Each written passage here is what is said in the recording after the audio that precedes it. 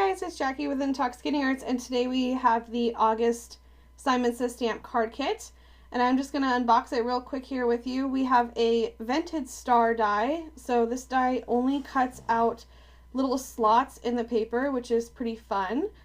And then we have a 3" by 3" firework stencil, and this is a laser cut stencil from plastic. It's a semi-transparent plastic, so you can see through it and know where you're stenciling. And for that one, I'll probably actually lift an idea that I saw Amy R do, which she did mica powder over a black background. It came out awesome looking. Then we got 2 mini distress ink pads. These are in the color Chip Sapphire and Festive Berries. I was more than happy to receive these because I don't own those colors yet. Then my favorite part of the kit every month, which is the stamp set. This stamp set has a ton of sentiments in it, which I love. And then there's these 2 border stamps that I'm going to use to make a repeating background. And we have the constellations that form stars and hearts, so that's really cool. There's a ton of pattern paper in the kit this month, and some of them are these ones that I believe are from Tim Holtz, and they have gloss on them, so you can do resist techniques when you're using watercolor or distress ink. So that is a lot of fun. And we got these in white and craft colored. The white and craft colored ones do not necessarily match the background patterns. I don't know if everybody got the same thing, but mine did not have the same patterns. So for instance, I only have one of those scripty looking backgrounds. And then after that, we also got some regular pattern paper. So you can see there's a wood grain, some flowers, we got some stars, some lines, diagonal lines, polka dots, kind of patriotic looking. Would have probably preferred this in like maybe the June or July kit, but still we can make some awesome cards with that. And then of course there is the piece of paper that has the inspiration, it's an inspiration sheet. So got that, and then we also got some red paper, some blue paper, and 2 pieces of white. So we have enough in there to make a few, well, total of 8 card bases if we do it the right way. So hopefully I'll be able to make 8 cards again. So once I'm done showing you that, we'll make the card. Alright, so I'm starting out with a piece of acetate here, and I put the die on the piece of acetate in the corner, and I'm going to run that through my Big Shot forwards and backwards because that's the only way that this die for me was working properly. And we're making a stencil, so hopefully you have some acetate laying around from all those shaker cards that you've probably been making. And I'm going to alternate the direction of the star as I'm running this through the machine.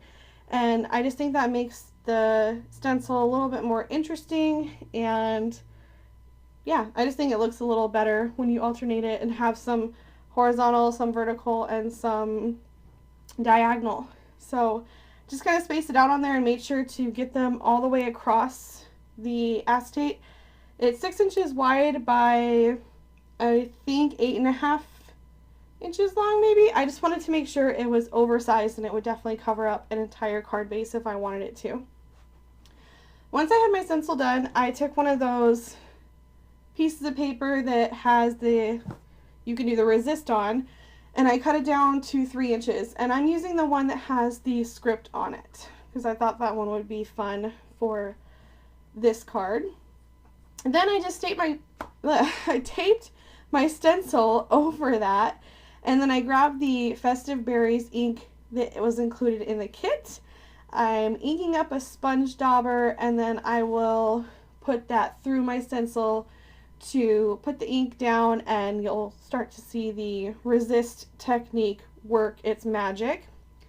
And when you're doing this, you definitely want to try to go with the lines, just so that you're not fighting with your stencil and your stencil's not trying to lift up on you, because if you're going straight up and down on diagonal lines, you're gonna have some problems. So I'm starting with this one that is vertical, and you can see I'm going up and down to go with that. And you can kind of already see here how where that script is, it's not going to stick to that. So it's really fun. You can also do the resist technique with any watercolor based medium, actually, watercolors or any other water based ink. So I got that done, and I will be mounting it onto this piece of star paper in a little bit, but first I want to put a sentiment on it. And I'm using my little DIY stamping tool here. That's not completely necessary. I could have eyeballed this, but the reason it was necessary for me is because I'm using archival ink so that it will stick over those glossy areas. And my archival ink pad is kind of drying out, and it's really sticky. And I'm not ready to throw it away. So I had to ink this sentiment up about 6 or 7 times to have an actual full coverage of black ink on my card. So you could also use StazOn for this, and I think there's other hybrid inks, permanent inks that would work for that technique as well. Then I wrapped some jute cord around the bottom. I just wrapped it around 4 times, and you can either do that with jute cord like I did, or you can use hemp. You can also use natural colored twine. Any of those would work. You could also use a different color if you don't prefer the natural color, but I just thought that would look nice on this card. And that almost completes the card. I will need to put a card base on this. So I'm going to pull one of the pieces of the white piece of paper that we got, cut that in half, and then score it at 4 1/4 so I can have an A2 sized card. Then I will pop that onto the card base, open it up, and put a sentiment on here. Since we have so many different sentiments in this kit, I used some red pigment ink to stamp that down, and that will actually finish the card. So I think that sentiment goes very nice with the outside. So that completes the card. I will have a link to the blog post below. Thank you so much for watching.